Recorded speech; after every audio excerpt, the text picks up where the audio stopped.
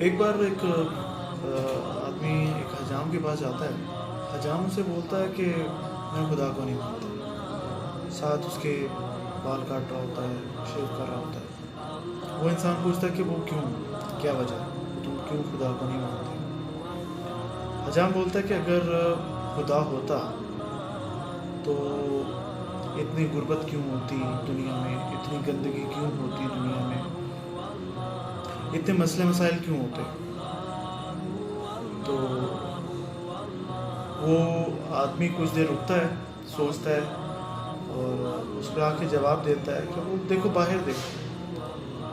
کہتا میں حجام کو نہیں مانتا. تو حجام بڑا حیران ہو کے اس کی طرف دیکھتا ہے اور کہتا ہے کہ تم کیوں نہیں مانتے حجام.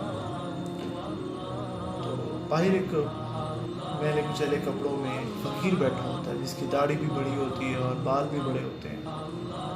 وہ کہتا وہ دیکھو, اگر حجام ہوتا تو یہ اس کے بال کٹے ہوتے, داڑھی بنی ہوتی, صاف ستھرا ہوتا, تو میں اس لیے حجام کو نہیں مانتا.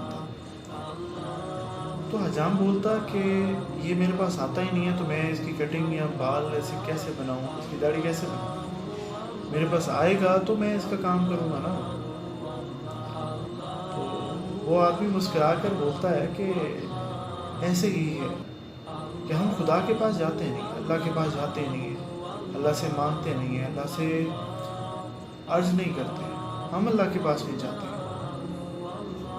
اللہ تو ہمیں آلریڈی دے رہا ہے, لیکن اگر ہمیں اس سے بھی زیادہ چاہیے تو ہمیں اللہ کے پاس جانا چاہیے, اللہ کا شکر ادا کرنا چاہیے جو نعمتیں ہمیں ملی ہیں.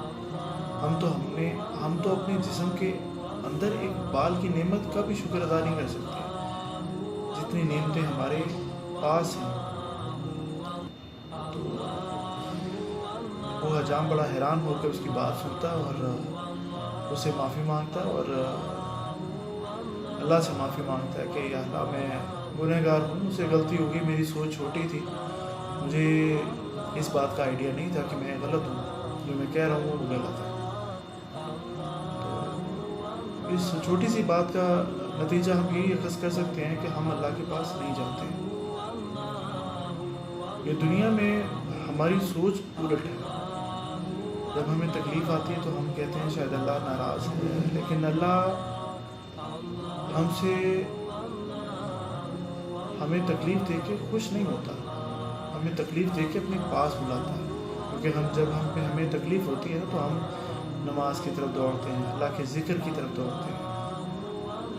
تو ہمیں کوشش کرنی چاہیے کہ ہر وقت اللہ کا شکر ادا کرنا چاہیے. جو ہمارے پاس ہے وہ بہت لوگوں کے پاس نہیں ہے, اور جو ہمارے پاس نہیں ہے اس میں اللہ کی کوئی حکمت ہوگی کہ جو ہمیں اللہ نے نہیں دیا. شاید ہم ابھی اس کے قابل نہیں ہوئے, اللہ ہمیں اس قابل بنا رہا ہے, تو پھر اللہ ہمیں وہ چیز بھی نوازے گا جو چیز ہمیں چاہیے. اور یہ بھی ہو سکتا ہے کہ جب ہم اس لائق ہو جائیں تو ہمیں اس چیز کی اہمیت بہت چھوٹی لگے, اور ہمارے نزدیک, ہمارے دلوں میں اللہ کی محبت بہت بڑھ جائے. آپ سب سے دعا ہے کہ اپنی دعاؤں میں, آپ سب سے گزارش ہے کہ اپنی دعاؤں میں ہمیں یاد رکھیں. اور اس چھوٹی سی بات کا مقصد یہی تھا کہ جو میں نے پڑھا, سنا, سمجھا وہ آپ تک بھی پہنچا دوں.